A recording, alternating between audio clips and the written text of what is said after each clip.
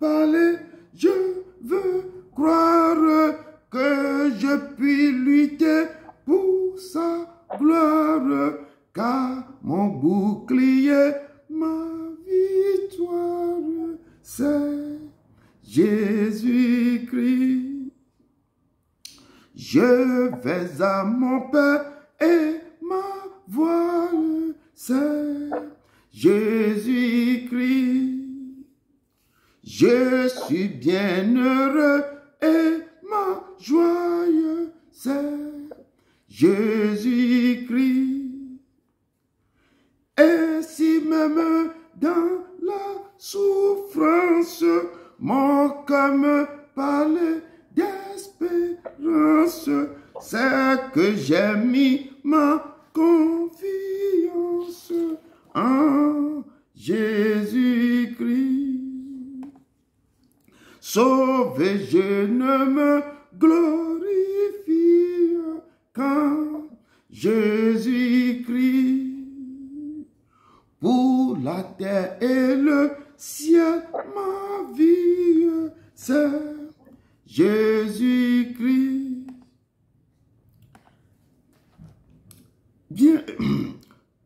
Bientôt, adieu, choses mortelles. Loin de vous, je prendrai les ailes vers les demeures éternelles,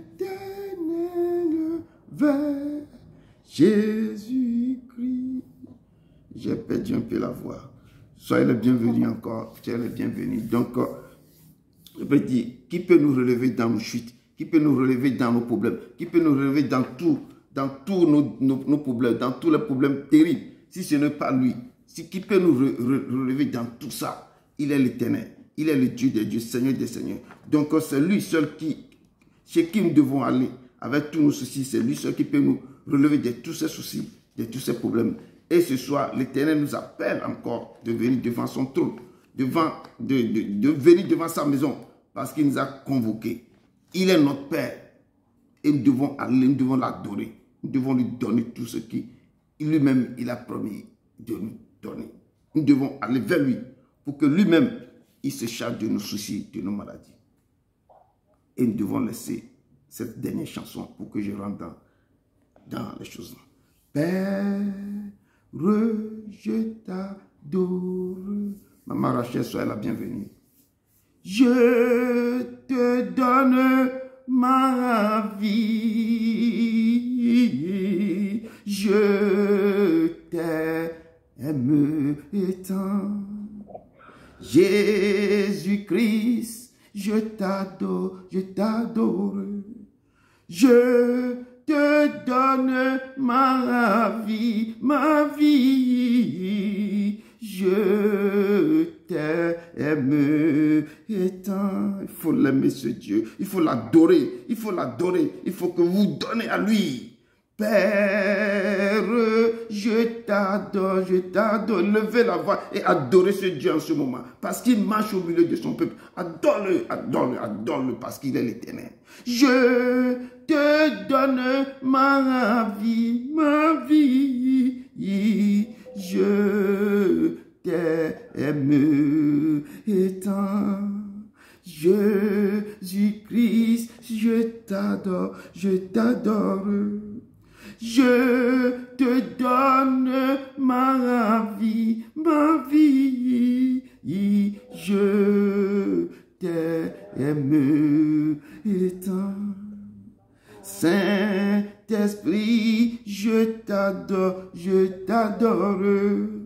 Je te donne ma vie, ma vie. Je t'aime tant.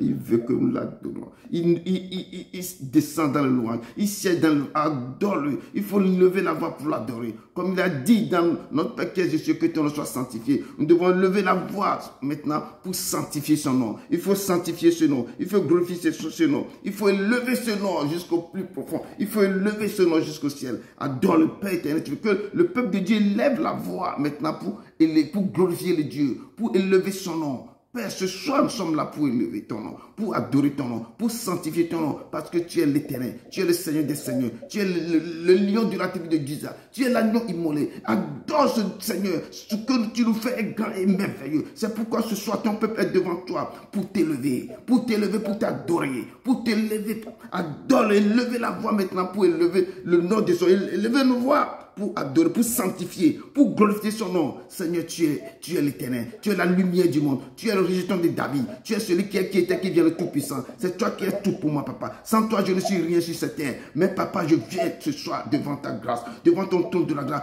à cause de ton invitation. C'est pourquoi je t'élève, papa. Je sanctifie ton nom. Il n'y aura jamais un autre Dieu semblable à toi, parce que toi seul, tu es immense, tu es grand pour moi, tu es l'Éternel des armées, tu es le roi des rois. Je te dis merci. Merci pour ton peuple qui est présent. Merci pour tout le monde. Merci pour maman Huguette. Merci pour le frère Edouard. Merci pour maman Victoire. Merci pour maman Adassa. Merci pour maman Rachel. Papa, tu les as convoqués. Tu nous as réunis encore ce soir en ton saint nom. Je te dis merci pour leur vie. Je te lève, papa. Je glorifie ton saint nom. Je sanctifie ton saint nom. Je te loue, papa. Je te loue pour ton peuple. Je loue ton nom à cause de ce ministère de la fin des temps. Je te loue parce que c'est toi qui sièges à notre milieu. Seigneur, merci. Merci pour tout un chacun de nous. Merci pour ta présence. Merci pour ta présence. Tu nous as conviés encore ce soir. Je te loue. Que ton règne descende au milieu de ton peuple. Que ton règne descende maintenant, papa. Ton règne descende dans le cœur de toute personne. Que ton règne descende au cœur de ton peuple, Seigneur, ce soir. Remplis-nous de ta puissance. Remplis ton peuple de ta grandeur. Remplis-nous de ton esprit. Que ton règne descende. Descend. Descend, Seigneur. Tu nous as dit que nous ne devons pas lutter contre la chair et le sang, mais contre les autorités, les principautés, les princes de ce monde du terrain. Seigneur, c'est pourquoi ce soir, descends maintenant. Toute autorité dans ce quartier, dans vos maisons, dans vos quartiers, partout où vous êtes, toute autorité satanique, je lève ma voix maintenant. Au nom de Jésus-Christ de Nazareth, nous paralysons toute autorité, nous paralysons tout pouvoir mystique, nous paralysons toute chose qui va nous distraire, nous paralysons tout pouvoir, car tu nous as dit, nous ne devons pas lutter contre la chair, contre les gens. Ce sont ces autorités. Papa, descend et brise maintenant tout. Que le cœur de tout un chacun de soit disposé pour recevoir ta puissance, ton autorité. Papa, nous te rendons gloire, nous te rendons gloire, nous te rendons gloire. Au nom puissant de ton Fils Jésus-Christ de Nazareth. Amen, amen, amen. Amen. Soyez les bienvenus, peuple de Dieu. Je vous aime dans le nom de Jésus-Christ de Nazareth. Que le Seigneur vous bénisse maintenant pour votre présence ce soir. Sans plus tarder, vous avez devant votre frère, votre serviteur Edouard Broum, du ministère de la fin des temps. C'est l'Éternel qui nous a réunis ici. C'est lui seul. Tout ce que nous faisons lui appartient. Ce ministère, c'est son ministère. Et nous sommes tous venus ce soir pour le louer, pour le rendre gloire, pour le sanctifier. Il est le Saint. Il est le Seigneur des Seigneurs. Il est l'agneau immolé. Amen. Avant de continuer, parce qu'on ne peut pas aller devant son trône de la grâce sans, en allant vers lui, en restant sale. Donc, nous devons aller devant lui. Dans quoi? Dans le truc là. Maman Rachel, je vais mettre, oui, parce qu'il y a des bruits devant toi. Quand il n'y a pas de bruit, je vais laisser. Donc, nous devons aller devant lui, vraiment dans l'adoration. Nous ne devons pas aller devant l'Éternel en étant sale. Et David nous a dit dans sa parole que, Seigneur, j'ai pitié de moi dans ta beauté, selon ta grande miséricorde. Et il a senti, quand il a péché contre le Père, il s'est prosterné. Il a dit, lave-moi complètement. Que je suis né dans l'iniquité, ma mère m'a conçu dans le péché. Et je dis toujours au peuple de Dieu ici que chaque jour qu'on se lève, on mange, on boit, on change tout. C'est ainsi que chaque jour aussi, nous rentrons aussi dans le péché. Nous péchons tous les jours. Jésus a dit, tant que tu regardes quelqu'un, tu regardes une femme derrière seulement, dans ton cœur tu désires, tu as déjà péché. Donc ce soir, nous allons aller devant l'Éternel, que chaque personne va rentrer en lui-même, va rentrer intimement, va faire une repentance réelle approfondie. Toutes les choses qu'il a fait contre Dieu. Si quelqu'un t'a fait du mal aussi, nous devons aller devant l'Éternel pour demander pardon à l'Éternel. Pardon pour nos nations, pardon pour nos familles, pardon pour tout ce que nous avons pu faire. Allons devant l'Éternel. Parce que ce ministère est basé sur la repentance. Tout ce que nous avons fait, nous devons aller devant lui pour demander, Seigneur, de nous pardonner. Nous l'avons remercié, nous l'avons glorifié son nom. Nous avons demandé d'émaler le règne sur nos vies. Maintenant, il faut aller devant lui pour demander de nous pardonner tout ce que nous avons fait. Nos familles, nos arrière-familles, allons devant lui pour demander pardon à l'Éternel. Élevons la voix et commencez par aller devant l'Éternel pour demander pardon à l'Éternel. Nous allons... Dieu d'Abraham, d'Isaac et de Jacob. Tu es le Dieu des dieux, Seigneur des seigneurs. Lumière des nations, papa. Nous tournons nos regards vers toi ce soir pour te demander de nous pardonner à tout ce que nous avons fait qui ne confesse pas ton nom, Seigneur. Tout ce que nous avons, les actes que nous avons posés qui ne confessent pas ton Seigneur. Descends maintenant au cœur de tes enfants, Seigneur.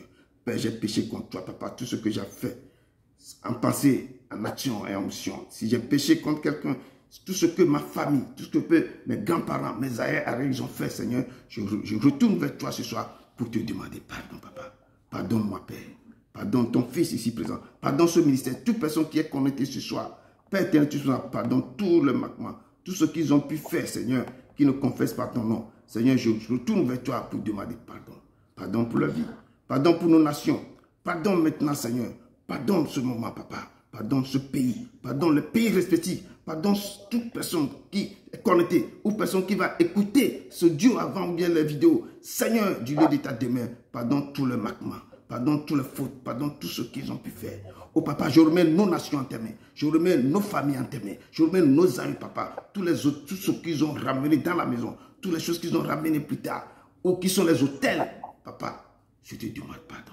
Pardon pour les choses négatives qu'ils ont fait. Pardon tout ce que si j'ai offensé quelqu'un, si j'ai parlé mal de quelqu'un, si moi-même j'ai pensé mal de quelqu'un, toutes les choses négatives qui sont sorties dans ma bouche, papa, je viens devant toi ce soir pour te demander pardon. Enlève le faux en moi, enlève le mal en moi, enlève le maçon, enlève tout ce qui ne concerne pas ton nom en moi et dans ce ministère. Papa, descends maintenant et toi-même tu agis dans ce ministère. Descends maintenant que le monde voit que tu es l'Éternel, que tu es le maître des temps et des circonstances. Papa, pardonne ton peuple. Pardonne-nous ce soir. Pardonne-nous au nom de ton Fils Jésus-Christ de Nazareth. Amen, amen, amen, amen, amen. Il est le Dieu. Il est le roi des rois. Il est le régent de ta vie. Il est celui qui était, qui vient, le Tout-Puissant. Il nous a dit, quand il était sur la terre avant de partir, il a réuni ses disciples et les a donné la Sainte Seine.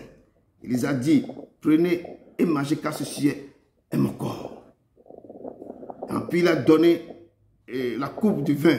Il dit, prenez, buvez car ceci est le sang de la nouvelle alliance qui sera versé sur vous. Faites cela en mémoire de moi. Et si nous faisons rétrospective en arrière dans l'Ancien Testament, quand les Hébreux étaient en Égypte, avant de quitter la terre égyptienne, ils ont égorgé les bœufs, les boucs, les béliers. Ils ont recueilli le sang. Et ce sang, c'est une alliance. Ils ont mis sur toutes les portes. Et quand le destructeur passait, le destructeur ne les a pas touchés. Et ils se sont sortis indemnes. Et ce soir, le Seigneur nous dit que celui qui prendra mon sang et mange ma chair, moi et mon Père, nous viendrons, nous demeurons en lui. Et par mes tissus, vous êtes guéris. Donc actuellement, nous allons invoquer le sang, ce sang qui a été versé sur nous, qui nous a réconciliés avec le Père. Et invoquons maintenant le sang sur nos vies, pour que ce sang descende, pour que ce sang nous lave, que ce sang nous purifie, que ce sang enlève tous les déchus, tous les souilles, tout ce qui nous empêche d'aller vers le Père. Élevons la voix et commencez pas à invoquer le sang. Moi, je vous accompagne dans une petite chanson et levez la voix et commencez par invoquer le sang de la révélation sur vous. Jésus, par ton sang précieux, enlève mon iniquité. Regardez-moi du haut des cieux, dis-moi que tu m'as pardonné. J'ai longtemps un cœur rebelle, mais j'attends ta voix qui m'appelle. Au pied de ta croix maintenant, tout confus, brisé, je me rends. Plus blanc, blanc, plus blanc que neige, blanc, oh, plus blanc que neige, lavé par le sang de l'agneau, je serai plus blanc que la neige. Oui, Seigneur, nous serons plus blancs que la neige. Nous sommes devant ton trône de la grâce. Et le peuple de Dieu maintenant est devant ta face maintenant. Nous levons la voix pour demander que tu descends le sang de la nouvelle alliance pour nous purifier ce soir. Que ce sang maintenant coule, qui nous enlève de tout souci, de toute faute. Que ce sang nous enlève maintenant ce soir parce que tu es l'Éternel. Tu es le roi, tu es l'agneau du mai. Sang de la nouvelle alliance, purifie maintenant nos vies. Purifie nos maisons, les hôtels qui sont venus, qui sont irrigués dans nos maisons. Purifie ton peuple ici, purifie ce ministère. Purifie tout le peuple ici présent, Seigneur. Je le remets en tes mains parce que tu es le Saint, tu es l'Éternel, tu es le roi. Descends maintenant pour que le monde voit que tu es l'Éternel. Seigneur, nous te rendons gloire, sang de l'agneau. Descends et purifie ton peuple au nom de ton Fils Jésus-Christ de Nazareth. Amen, amen, amen, amen. Et maintenant, nous allons... le Père nous a dit, avant de partir, que je ne vous laisserai pas au final, qu'il va nous donner le Saint-Esprit. Nous allons élever la voix maintenant pour invoquer le Saint-Esprit. Que le Saint-Esprit descend sur nos vies maintenant. Que le monde voit que lui, il est notre Père. Il est celui que le Père a dit qu'il va nous envoyer un consolateur. Élevons la voix maintenant pour invoquer maintenant le Saint-Esprit, le Réma, le Paraclet. Celui qui va nous guider maintenant à rentrer dans ce message. Élevons la voix et commencez par invoquer le Saint-Esprit. Saint-Esprit. Saint-Esprit, Saint-Esprit, descends dans le cœur de ton peuple maintenant. Descends maintenant, Père. Du lieu de ta demeure, nous t'invitons. Esprit de vie, esprit de révélation, esprit de guérison, esprit de puissance, esprit de révélation. Descends dans le cœur de tes enfants. Descends maintenant, Papa. Nous voulons te glorifier. Nous voulons que tu prends ce contrôle. Répands maintenant ta grâce sur ce ministère. Répands maintenant ta grâce sur ce lieu. Répands maintenant pour que le monde voit ta main dans ce ministère. Descends maintenant, Esprit Saint. Esprit Saint, c'est toi qui guéris, c'est toi qui délivres, c'est toi qui es l'agneau immolé. Descends, Esprit de vie, descends, Esprit de vie, dans le cœur de tes enfants. Ce soir, nous sommes là. Nous voulons te louer, nous voulons te glorifier. Au nom puissant de ton Fils Jésus-Christ de Nazareth. Amen, amen, amen, amen. Encore soyez le bienvenu, frères et sœurs. Donc, ce soir, nous allons rentrer rapidement. Je ne vais pas vous perdre beaucoup de temps. Rentrer rapidement dans le vif du sujet. Ce soir, nous allons rentrer dans Apocalypse. Apocalypse 2, versets 1 à 7. Pour voir ce que l'Éternel nous a dit, comment il nous a dit de retourner dans notre premier amour, de retourner au premier amour. Et il a adressé à l'ange de l'église de parler à l'église, cette église qui est sans amour. C'est comme nous avons perdu notre premier amour et l'Éternel nous appelle ce soir de réactiver notre premier amour. Donc, il est quoi? Il dit que je suis. Si nous sommes retournés, nous sommes réunis ce soir, nous sommes venus de la part de Jésus de Nazareth. Il est le témoin fidèle. Il est le premier des morts et le prince des rois de la terre. Il est celui qui nous a aimés et qui nous a délivrés de tous nos péchés par son sang et qui a fait de nous un royaume de sacrificateurs pour Dieu son Père, et à lui soit toute la gloire, la puissance au siècle des siècles. On lui dit qu'il est Alpha et Oméga, celui qui était, qui vient, le Tout-Puissant. Il dit, je suis le premier, le dernier, et je suis le vivant. J'étais mort, et voici, je suis vivant au siècle des siècles. Je tiens les clés de la vie et des séjours des morts. C'est ce qu'il nous dit ce soir. Et nous allons maintenant aller et rentrer maintenant de voir ce qu'il avait dit aux 7 églises et ce qu'il a parlé à l'église que nous appelons l'église d'Éphèse. Amen. Nous sommes maintenant Apocalypse 2 du verset 1 à 7. Maman Joseph, soyez la bienvenue. On est dans Apocalypse 2, verset 1 à 7. Apocalypse 2, verset 1 à 7. Apocalypse 2, verset 1 à 7. Soyez le bienvenu. Je lis dans le nom puissant de Jésus-Christ. Amen. La parole de Dieu nous dit dans Apocalypse 2, verset 1 à 7. Écrit à l'ange de l'église d'Éphèse. Voici ce que dit celui qui tient les 7 étoiles dans sa main droite. Celui qui marche au milieu de 7 chandeliers d'or. Je connais tes œuvres, ton travail et ta persévérance. Je sais que tu ne peux supporter les méchants, que tu as éprouvé ceux qui se disent apôtres et qui ne le sont pas, et que tu les as trouvés menteurs, que tu as de la persévérance, que tu as souffert à cause de mon nom, et que tu ne t'es point lassé. Mais ce que j'ai contre toi, c'est que tu as abandonné ton premier amour.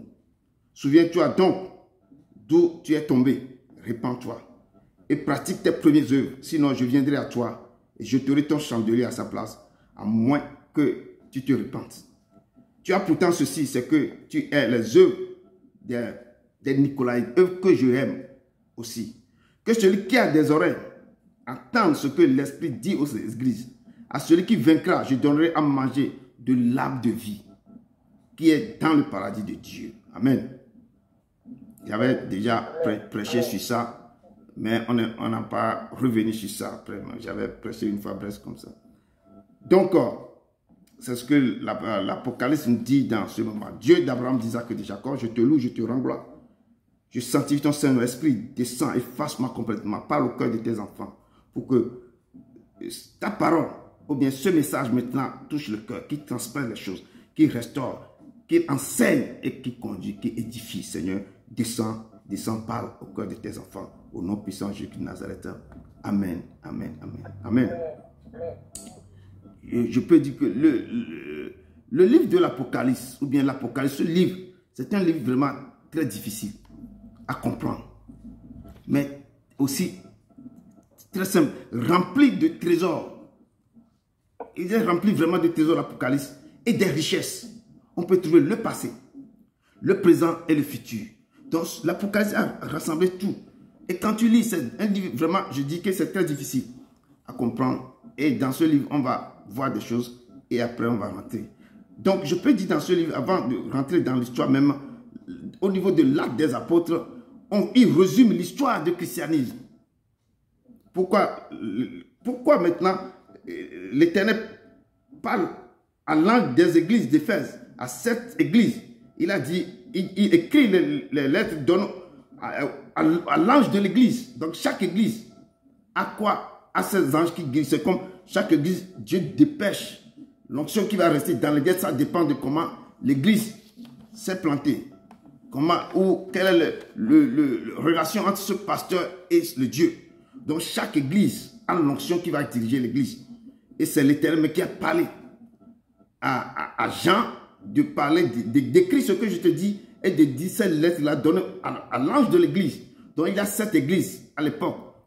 Donc, et ils ont envoyé les lettres. Là maintenant, on va parler de l'église d'Éphèse.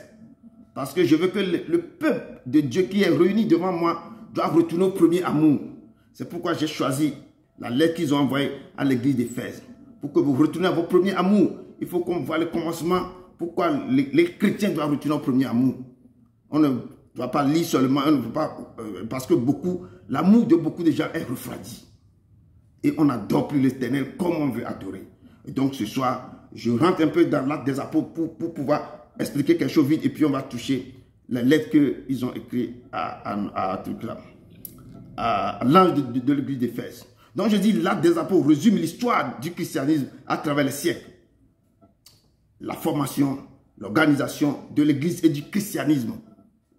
On voit tout ça dans la... Avant que Jésus quitte directement, quand Jésus est ressuscité, il est monté au ciel, c'est là que les choses ont commencé.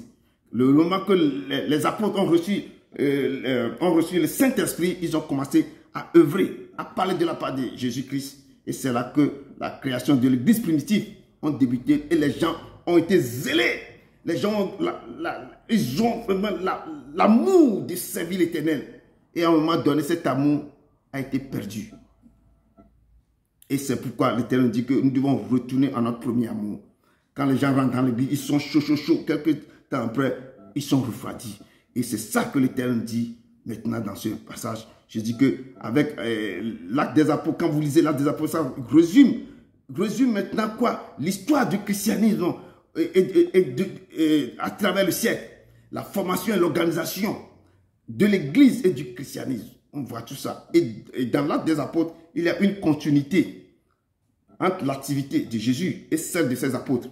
Quand Jésus a commencé à finir son activité, les apôtres ont continué après Jésus.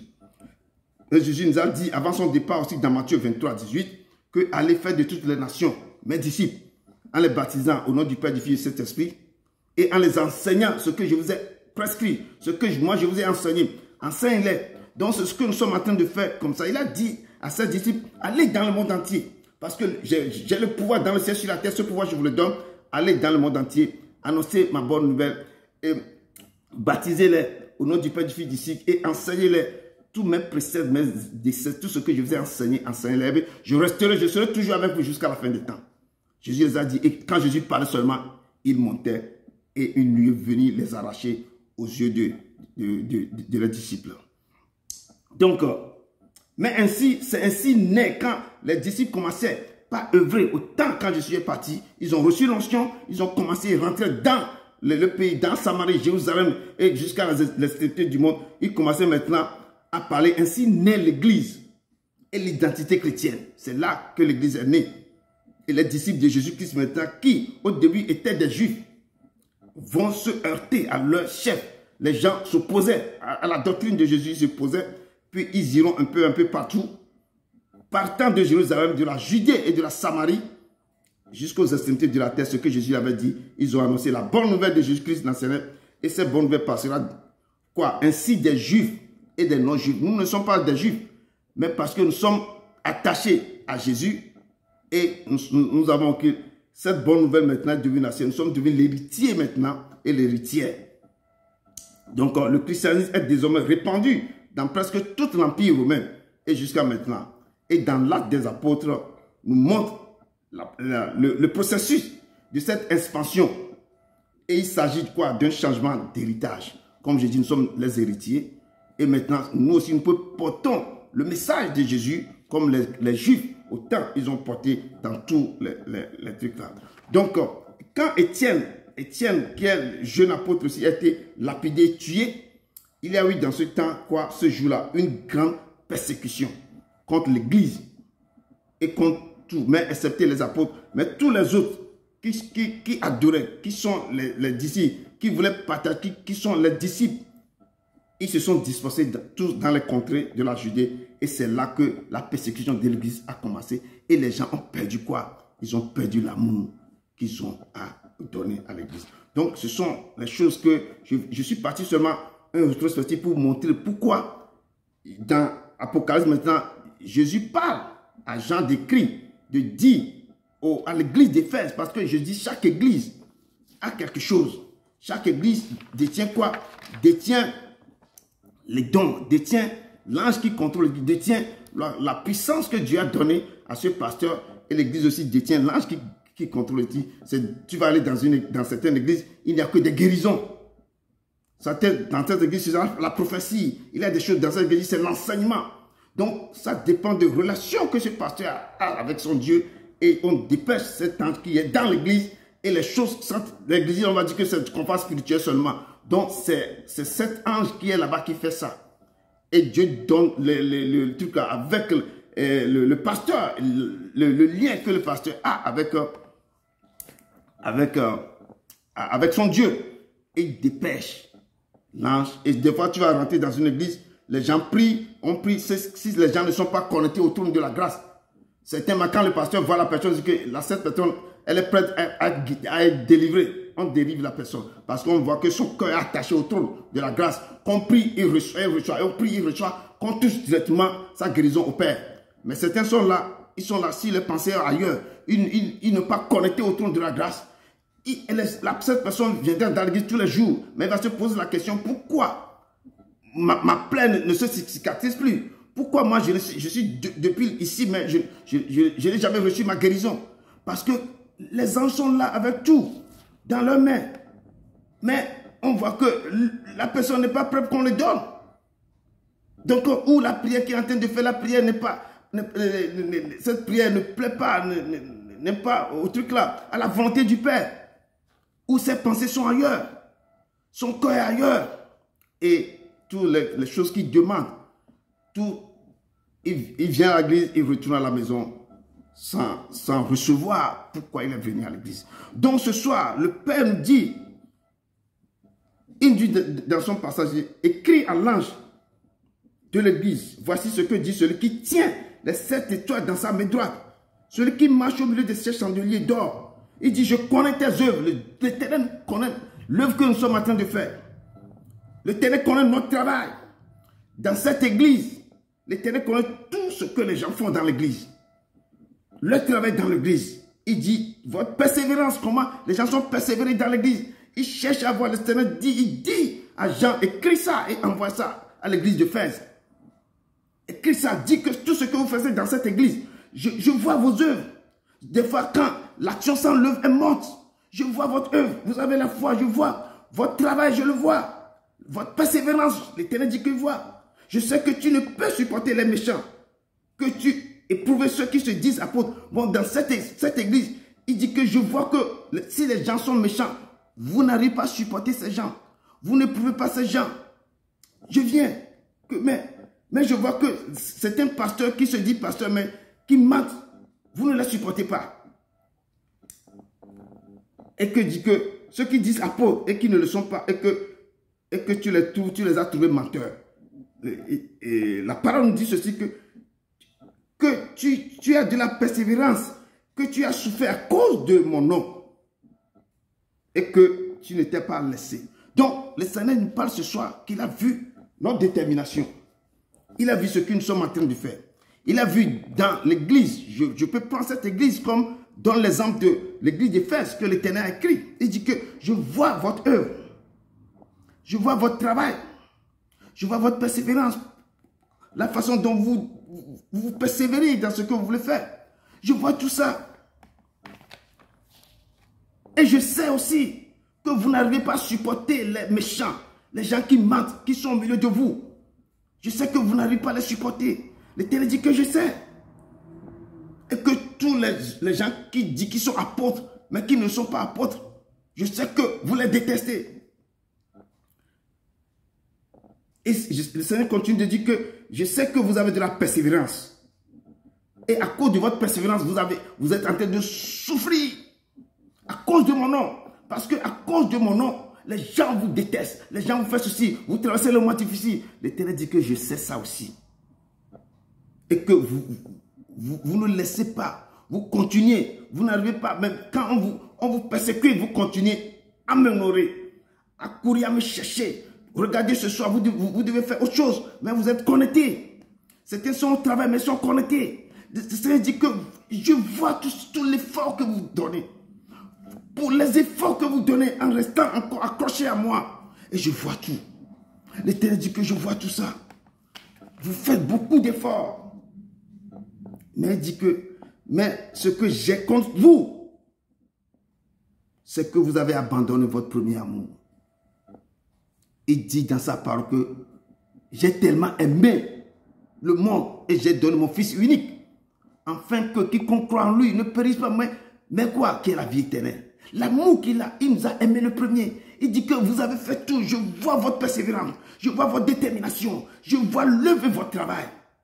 Mais ce que j'ai contre vous, c'est que vous avez abandonné votre premier amour. Vous avez abandonné. C'est cet amour, premier amour que je suis en train de vous dire. Je vous suis en train de parler. Quand Jésus-Christ est parti sur la terre, qu'est-ce qui s'est passé? Les chrétiens, quand les disciples